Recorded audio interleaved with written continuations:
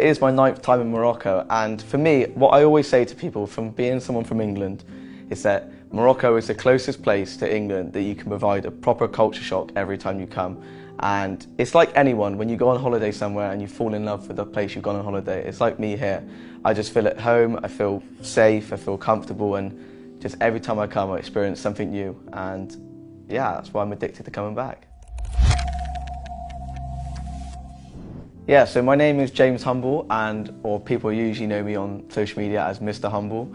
I'm 20 years old and I'm from England, and I'm a full-time content creator on TikTok and Instagram. When I was 18, I went to university in England and I studied for 1 year, and after my first year I realised that there was just something missing in my life about that I wanted to see places and experience.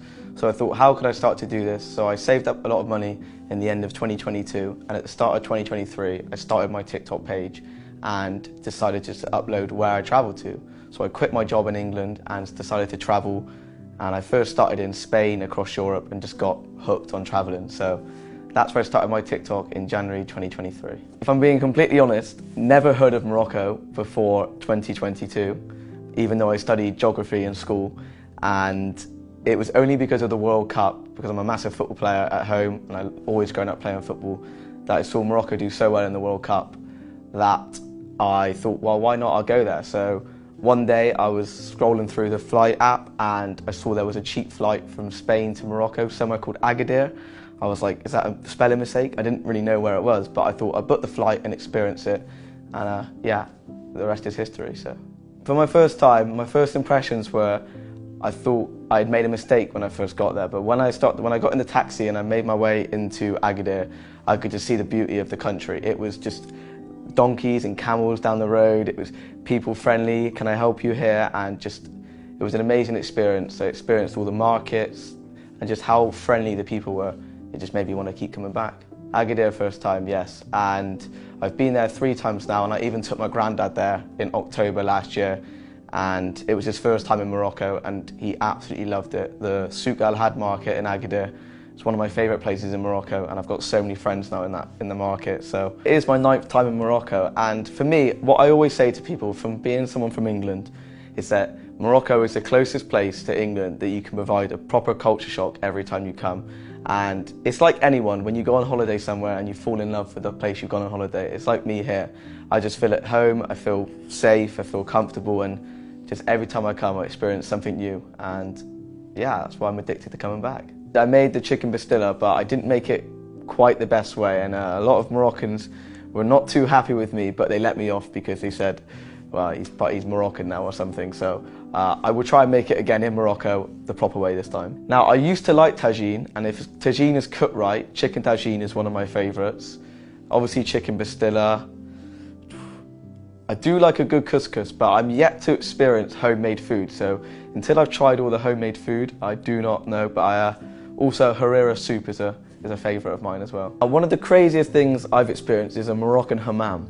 Now, a Moroccan hammam is a bit like a sauna or a spa for English people, but a few boys in Chef Shawan invited me to a Moroccan hammam, and I used a kiss, and it was very painful but a good experience in the end. And after I drank some Leben, and it was a weird but wonderful experience. I would recommend any tourist coming to Morocco to try. I went to the Rabat derby.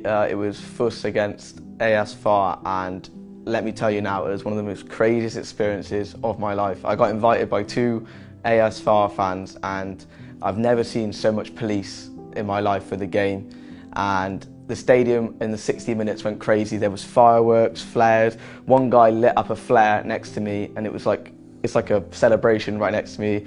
Couldn't see, and it was just celebration of joy because AS FAR were winning. So Moroccan supporters are definitely some of the craziest people I've met in my life, but in a good way. One of the best stories I have was when I was in Akshor near Chef Shawan, and I was swimming last year, and a young family with a dad started to give us food and speak to us in Arabic. I didn't know what they were saying, but the dad threw a circle of bread across the river to me to eat. He gave me some melon, and then his son gave me a Raja bracelet, which I don't wear right now, but is at home safe, and because it's too big for me. So yeah, that's one of the best memories I have from just swimming innocently in the water, to be able to meet with these families and just have a good time. So, firstly, Moroccan food is way better than English food straight away. And I've tried nearly every single type of food now that all the Moroccan people have told me to try.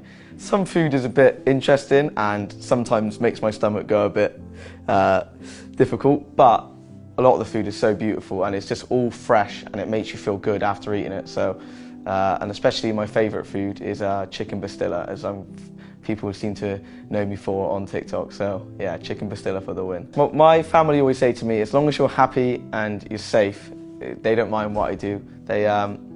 At first they were a bit scared when I told them I was going to an African country by myself for the first time, but now that they've learnt more and they see my videos, they all follow me on my social media, so they're always watching my videos, and especially my granddad, now that I've brought him with me here, that when he's at home he tries to tell them, look, James is fine, he's all okay. So yeah, he tracks my flights, he tracks everything just because he's interested. But they're all okay. They've all got their own lives, and they always say, look, as long as you're happy and you're healthy, that's all we care about. My message to people would be, if you're not happy with something, make a change and just stick to what you are truly believe in, because at the end of the day, you're the one that has to live with yourself. And if you're doing what you truly want to do, on camera or off camera, you're going to be living a happy life. So.